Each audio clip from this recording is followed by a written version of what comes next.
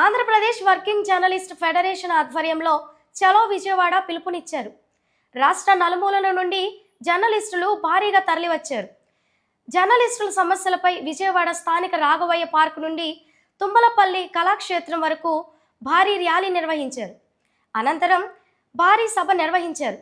Federation సభకు ముఖ్య అతిథిగా సమాచార శాఖ మంత్రి కోలుసు పార్థసారథి హాజరయ్యారు. తొలుత ఫెడరేషన్ రాష్ట్ర అధ్యక్షుడు వెంకట్రావు ప్రసంగించారు. జర్నలిస్టుల సమస్యలపై రాష్ట్ర ప్రధాన కార్యదర్శి ఆంజనేయులు ప్రసంగిస్తూ నేడు ఎదుర్కొంటున్న సమస్యల గురించి ప్రస్తావిస్తూ ఇండ్ల స్థలాలు, పెన్షన్, పలు అంశాలపై మంత్రి దృష్టికి, ప్రభుత్వ దృష్టికి తీసుకెళ్లారు.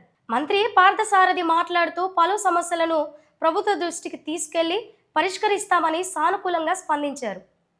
పల్నాడు జిల్లా నుండి రాష్ట్ర వైస్ ప్రెసిడెంట్ బిన్ ప్రసాద్ జిల్లా కమిటీ ఆధ్వర్యంలో జిల్లా నలుమూలల నుండి 100 మంది జర్నలిస్ట్ మిత్రులతో భారీ మహార్యాలీలో భారీ సభలో పాల్గొని విజయవంతం చేశారు.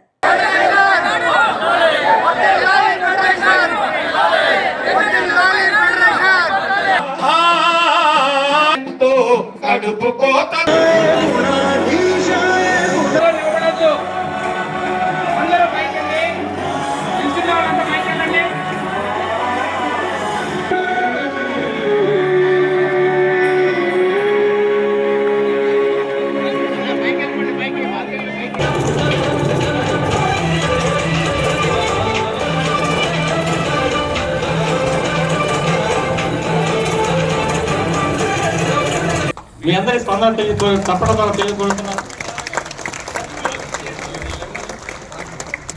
రాజకీయ పార్టీల సంఘ అంటే హీనంగా ఉంది. మామూలు కార్మికుల కన్నా కూడా ఈ కలం కార్మికులుగా ఉండేటటువంటి మన పరిస్థితి ఇతర కార్మికులందరిలోకి అత్యంత హీనమైనటువంటి పరిస్థితుల్లో ఉన్నటువంటి మిగతా వాళ్ళకి పిఎఫ్ఓ, ఈఎస్ఐఓ లేకపోతే ఇంకొక సదుపాయమో, ఒక యాజమాన్యం నుండి ఒక గుర్తింపు, ఇలాంటి అనేక సదుపాయాలు ఉన్నాయి. జర్నలిస్టులకి ఏమీ లేనటువంటి, ఏ సదుపాయాలు లేనటువంటి ఒక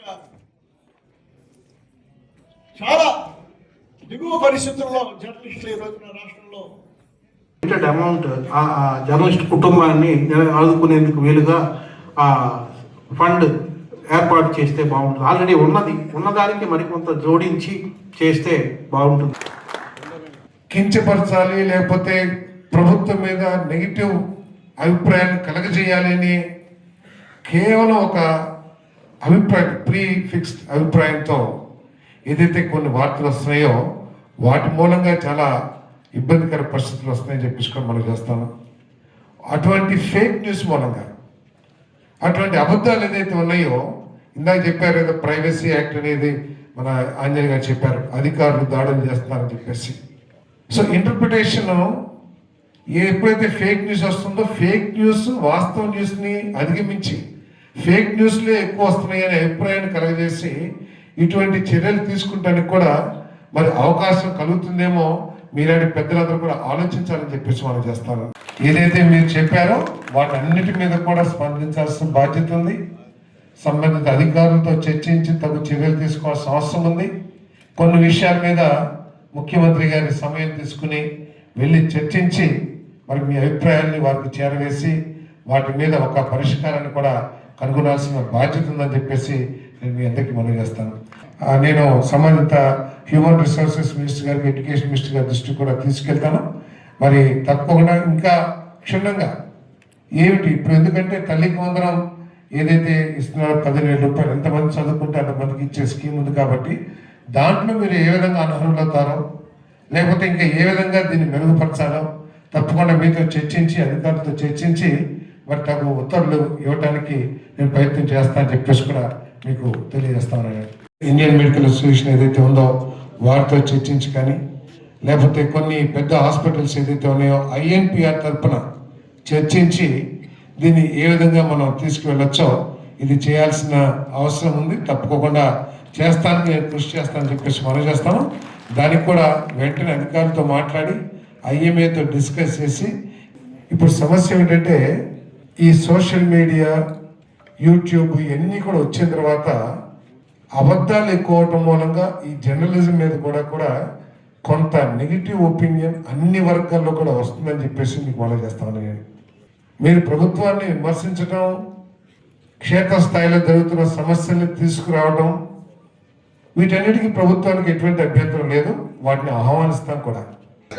Andhra Pradesh working journalist federation, Andhra Pradesh broadcast journalist అసోసియేషన్ల సంయుక్త ఆధ్వర్యంలో మార్చి 4వ తేదీ నాడు విజయవాడలో జర్నలిస్టుల మహాప్రదర్శన జరిగింది. ఈ మహాప్రదర్శనకు అన్ని జిల్లాల నుంచి వందల సంఖ్యలో జర్నలిస్టులు హాజరైనారు. ఈ హాజరైన జర్నలిస్టులు తుమ్మలపల్లి కళాక్షేత్రంలో సభ కూడా నిర్వహించడం జరిగింది వీళ్లతో. ఈ సభలో జర్నలిస్టులు ఎదుర్కొన్నటువంటి సమస్యలు, ఇళ్ల స్థలాల సమస్య కావచ్చు, పెన్షన్ కావచ్చు, లేకుంటే జర్నలిస్టుల పిల్లల చదువుకు సంబంధించి, వైద్య పరీక్షలకు సంబంధించి, జర్నలిస్టుల అవార్డులకు సంబంధించి, అలాగే వృద్ధాప్యంలో ఉండే జర్నలిస్టులకు ఒక వృద్ధాశ్రమం కావాలని, ఈ అన్ని సమస్యల మీద సమాచార శాఖ మంత్రికి దృష్టికి తీసుకెళ్లడం జరిగింది. ఆయన కూడా ఈ సమస్యలన్నిటి పట్ల సానుకూలంగా స్పందించారు. త్వరలో ఒక సమావేశం ఏర్పాటు చేసి ఈ సమస్యల పరిష్కారానికి ప్రయత్నం చేస్తారని చెప్పి ఆయన హామీ ఇచ్చారు.